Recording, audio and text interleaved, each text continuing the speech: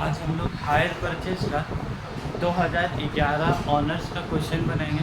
2011 honours में जो question आया है ना, वो क्वेश्चन ज़्यादा ही आसान है। सिर्फ फ़र्क है एक सेंटेंस का, बस जो सेंटेंस में सबको प्रॉब्लम हो रहा था करने में, ठीक है। सिर्फ एक सेंटेंस में देखो, ऑन 1 जनवरी 2008, देखो on 1 January 2008 X acquires on hire purchase from Y। Hire purchase chapter का सबसे खास बात वही है कि हर क्वेश्चन में वो हायर परचेज तुम्हारा क्या है लिख देगा, तुमको टेंशन का ज़रूरत ही नहीं कि कौन चैप्टर का क्वेश्चन है। मशीनरी वैल्यूड एट 60,000, कितना का मशीन खरीदा बाबू? 60,000 का। और कैसे पेमेंट करेगा? 3 इंस्टॉलमेंट में 20,000 और प्लस इंटरेस्ट, मतलब 20,000 के साथ और 6% इंटरेस्ट देगा। एक paid the first installment but could not pay the second, पहला दिया लेकिन दूसरा नहीं दे पाया। You took back the machinery which cost rupees 40,000, allowing, बस यही लाइन मैंने, You took back the machinery which cost rupees 40,000, मतलब पहले लाइन में देखो मशीनरी का कीमत कितना था? 60,000 का। और थर्ड लाइन में क्या बोला? तो मशीनरी लेके जा रहे उसका कॉस्ट कितना बोला है? 40,000। क्या वो पूरा मशीन लेके जा रहा है 60,000 का कि 40,000 का? 40,000 का। मतलब तुमको वर्किंग नोट किसके ऊपर बनाना है बोला? तो सिर्फ 40,000 के ऊपर में। और अलाउइंग रुपीज़ क्या लिखा देखो? 22,500 देयर फोर। ये जो अलाउइंग 22,500 है ना, उसका मतलब क्या पता है? Surrender value. वहाँ पर लिख दो। हम लोग सरेंडर वैल्यू वर्किंग नोट में कितना मेहनत करके निकालते हैं। और ये क्वेश्चन में क्या लिख दिया? लो, अलाउइंग रुपीज़ 22,500 देयर फोर, उसका मतलब क्या है तुम्हारा? Surrender value. As X paid all the interest due to the date on the full amount owing। X paid याद रखोगे, all the interest, X क्या बोला? वो इंटरेस्ट का पैसा दे रहा है। X had written off depreciation at 10% per annum। depreciation कितना बोला लगाने हैं? वो 10% on the diminishing balance WDV। show machinery account and Y account in the books of X। X के बुक में क्या बनाना है तुमको? मशीनरी और Y अकाउंट। तो देखो हम लोग बना कर भी रखें, मशीनरी अकाउंट बनाने in the books of X और Y अकाउंट। तो सबसे पहले चीज़, इसका शुरुआत कहाँ से होगा तुम्हारे? 1 जनवरी 2008 मशीन खरीदा। किससे खरीदा बाबू? मशीन Y से। कितने का मशीन खरीदा है बोलो? 60,000 का, है ना। उसके ऊपर क्या लगेगा तुम्हारा? डेप्रिसिएशन 31 दिसंबर 2000। इंटरेस्ट बता दिया सर। हाँ, इंटरेस्ट बता दिया 6%, है ना। कैसा लग रहा है ना? बता दिए तो कितना खुशी हो रहा है। क्या ये बता दो तो बहुत प्रॉब्लम सर। एक्सेल सम आता है जल्दी बताते हैं तो। हाँ, 2 बार आया। 60,000 का कितना परसेंट बोला? 60,000 का कितना परसेंट इंटरेस्ट बोला? नहीं, डेप्रिसिएशन कितना बोला? 10% तो कितना होगा? 6,000। उसके बाद फिर बोलो Y balance C D. Y balance C D कितना बचा? 60 में से 6 ये तो कितना बचा? 54,000। पहला साल का कहानी समाप्त। 60,000 और कितना हो गया? 60,000। तो बैलेंस ब्रॉड डाउन कितना हो गया? 54,000। 1 जनवरी 2009। अब हमको एक बात बोलो, 31 दिसंबर 2009 में वो पहले इंस्टॉलमेंट का पैसा दिया, दूसरे इंस्टॉलमेंट का पैसा नहीं दिया। तो दूसरे साल के ऊपर डिप्रिसिएशन लगेगा कि नहीं? वो तो लगेगा ही। तो बाय डिप्रिसिएशन। और ये कौन सा मेथड बोला बाबू? इंसिडेंट की WDV। इंसिडेंट में 54,000 के ऊपर चार्ज किया। मतलब अपने दुनिया में 54,000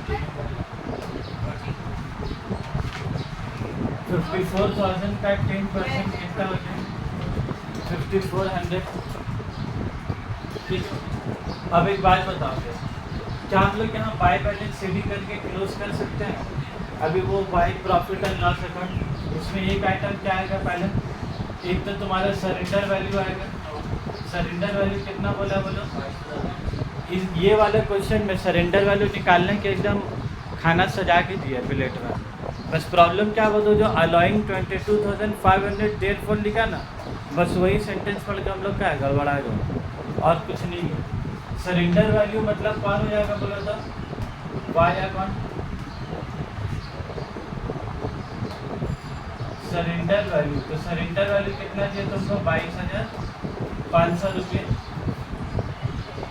और तुमको 31 दिसंबर के रोज क्या निकालना होगा बोला था, profit and loss account, loss on reposition. एक बात बोलो, जब हम लोग क्लास शुरू किया था तो हम लोग सरेंडर वैल्यू क्या बोला था सर, यहाँ का जो आएगा ना ये वाला पैसा उधर जाके लिखा है, ऐसे ही बोला था सरेंडर वैल्यू। लेकिन बाद का क्वेश्चन जब और बढ़ते गया तो सरेंडर वैल्यू क्या पड़ा था हम लोग को, वर्किंग नोट करके क्या निकालना पड़ा था, क्योंकि हम लोग एक डेप्रिसिएशन दे रहा था कि 2 डेप्रिसिएशन दे रहा था, 2। तो जो कंपनी बेच रहा उसके हिसाब से सरेंडर वैल्यू क्या निकाला था। लेकिन आज वाला क्वेश्चन में सरेंडर वैल्यू क्या एकदम सजा के क्या दे दिया तुमको। अब तुमको क्या निकालना है बोला था, लॉस ऑन रिपोजिशन। हम लोग सरेंडर वैल्यू को किससे कंपेयर करते बोले तो, लॉस निकालने के लिए सरेंडर वैल्यू को किससे कंपेयर करते हैं। देखो पिछला क्वेश्चन में वर्किंग नोट देखो बुक वैल्यू से, और बुक वैल्यू कैसे निकलेगा बोलो, कॉस्ट लेस डेप्रिसिएशन फिर लेस डेप्रिसिएशन, ठीक है। तो हम लोग उसके लिए क्या बनाना होगा, वर्किंग नोट बनानी होगा। बिना वर्किंग नोट का तो होगा नहीं। क्या बोलो, एसिलियन मेथड है कि WDV मेथड है, इसमें WDV मेथड है तुम्हारा। तो आज पहले वर्किंग नोट बना के हटा देते हैं हमें ना। वर्किंग नोट नंबर 1 क्या निकालेंगे अब, लॉस ऑन रिपोजिशन। और उस दिन हम एकदम आसान वाले तो वर्किंग नोट बनाए थे ABC करके, कि एकदम कन्फ्यूजन ही नहीं रहेगा। सबसे पहले में क्या निकालोगे तो सरेंडर वैल्यू, और इस सरेंडर वैल्यू तुम्हारे क्वेश्चन में क्या दिया हुआ, कितना दिया बोलो सरेंडर वैल्यू, इससे इधर सरेंडर वैल्यू क्वेश्चन में कितना दिया हुआ, कितना 22,500। तो यहाँ लिख दो आके 22,500। उसके बाद तुमको नंबर बी में क्या निकालना है, बुक वैल्यू। और ये बुक वैल्यू किसके हिसाब से निकाला जाता है बोला तो, बुक वैल्यू किसके हिसाब से निकाला जाता है, एक आदमी बेच रहा है और एक आदमी खरीद रहा है। तो बुक वैल्यू किसके हिसाब से निकाला जाता है, बेचने वाले के हिसाब से निकाला जाता है कि खरीदने वाले के हिसाब से।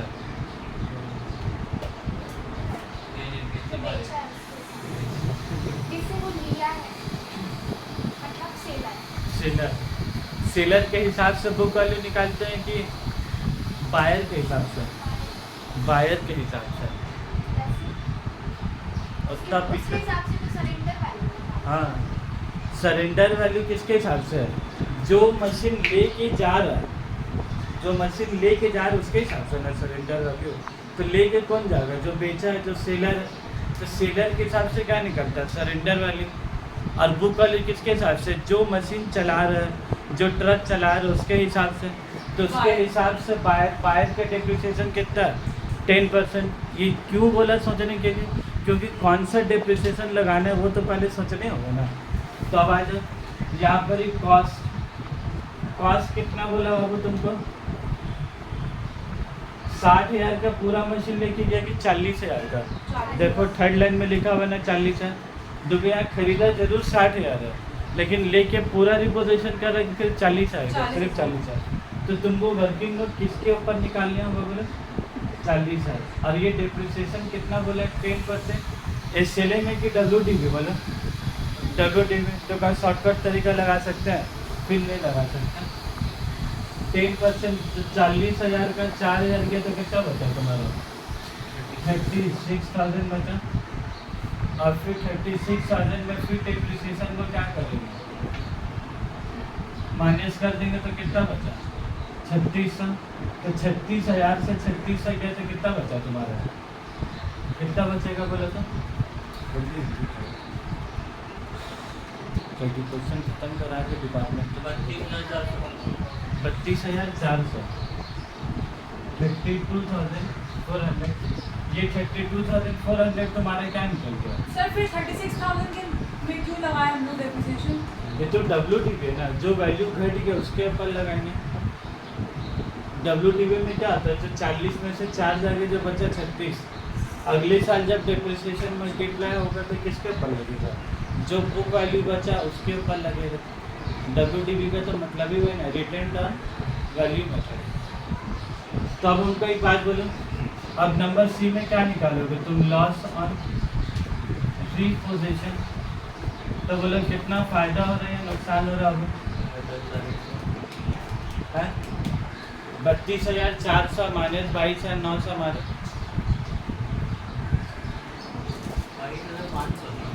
22,500, 32,400, 9,000। तो कितना का नुकसान हो गया तुमको, 9,000। इससे माइनस किसे?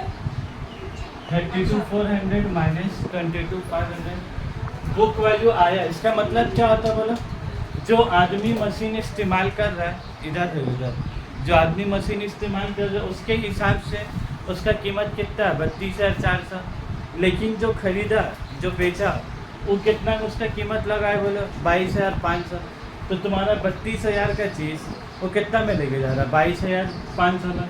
तो इसलिए तुमको कितना का नुकसान हो गया, 9,900 का। अब तुमको अगर ये नुकसान नहीं करना है, तुम्हारा दिल में अगर तकलीफ हो रहा है कि मेरे मशीन का कीमत ज़्यादा और वो बजाज फाइनेंस वाला मेरा माल का वैल्यू कम लगा कर लेके चले गया, तुमको अगर ये बात का तकलीफ है 9,900, तुमको क्या करना होगा, इंस्टॉलमेंट देने होगा। और अगर इंस्टॉलमेंट नहीं है तो क्या, इतना का नुकसान क्या सहने होगा।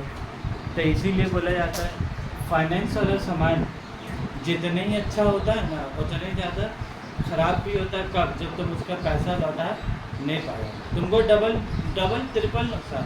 एक तो तुमको इंटरेस्ट दे रहे हो, तुम्हारे लिए नुकसान, फिर ये अलग है तो नुकसान, समझ रहे हो, नुकसान ही नुकसान है सब जगह पर। उसके बाद आ जाओ 35, ये तो वर्किंग नोट बना लिया। ये जो हम लोग वर्किंग नोट बनाया था किसके लिए बनाए थे बोलो, ये लॉस ऑन रिपोजिशन लिखने के लिए। तो कितना हो गया, 9,900। वो जो निकाला 9,900, इधर आगे क्या, इतना बार बोला ये बात है। अलाउइंग 22,500 देयरफॉर, देखो लिखा हुआ है थर्ड लाइन में, शायद है लिखा हुआ है अलाउइंग 22,500 देयरफॉर, फोर्थ लाइन में लिखा हुआ है, वही है तुम्हारा surrender value.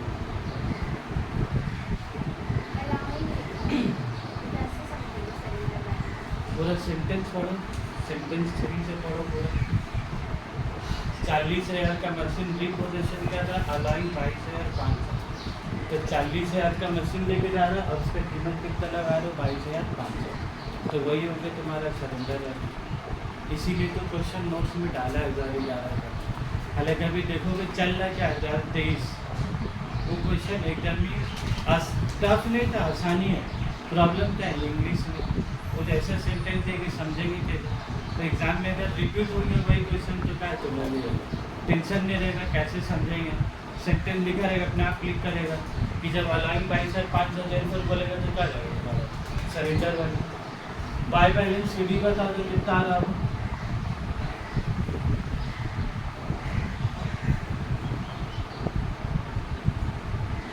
$54,000। By balance C D बोलो 16200। तुम चेक कर दिया निकालो कैलकुलेटर, इतना भी तो फास्ट हम नहीं करवा रहे। तुम कर लो, तुम लोग कहाँ से लीजिए कैलकुलेटर, महंगा वाला कैलकुलेटर क्यों निकालो, सस्ता वाला निकालो।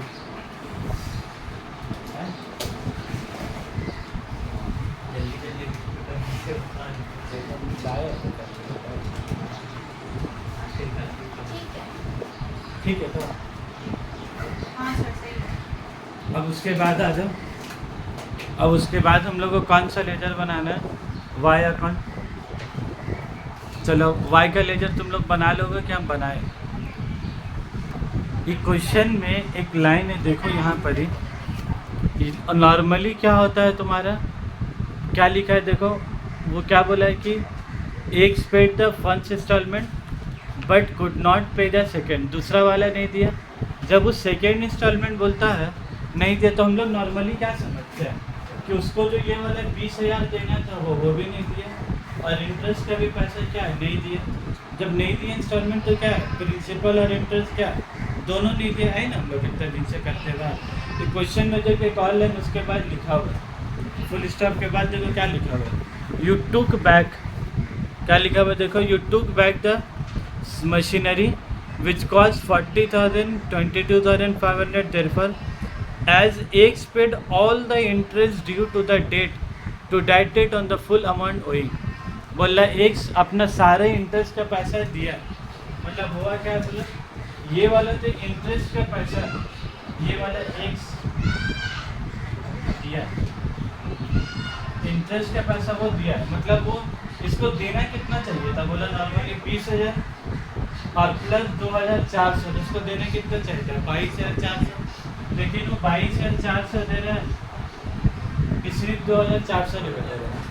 और ये बात अभी तक किसी भी क्वेश्चन में नहीं आया था, 2015 क्वेश्चन बोल लो, 2022 का क्वेश्चन बोल लो, 19 का बोल लो, हर में क्या बोलता था वो सेकेंड इंस्टॉलमेंट नहीं दिया, मतलब कुछ भी नहीं दिया। यहाँ पर क्या बोला, वो सेकेंड इंस्टॉलमेंट नहीं दिया लेकिन वो अपना इंटरेस्ट के पैसे दिया।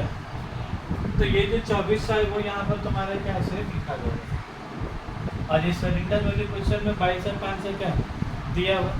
खाली यहाँ पर क्या बच जाएगा तुम्हारा ट्रू बैलेंस सीलिंग, तो 42 यहाँ कितना है 17,000।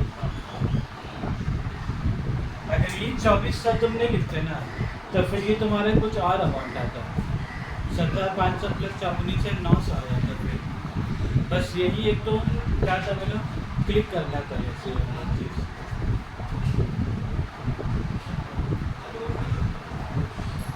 इसी के साथ ये चैप्टर से हम लोग अलविदा लेते हैं, फिर मुलाकात होगी हम लोग का डिपार्टमेंटल अकाउंट वाले चैप्टर में। ये क्वेश्चन को मेरे हिसाब से ना आया तो बहुत पहले जरूर है, जैसे चल रहा 2023 या आया 2011 में, लेकिन इसके वेरी इंपॉर्टेंट एक बार मार्क कर लो।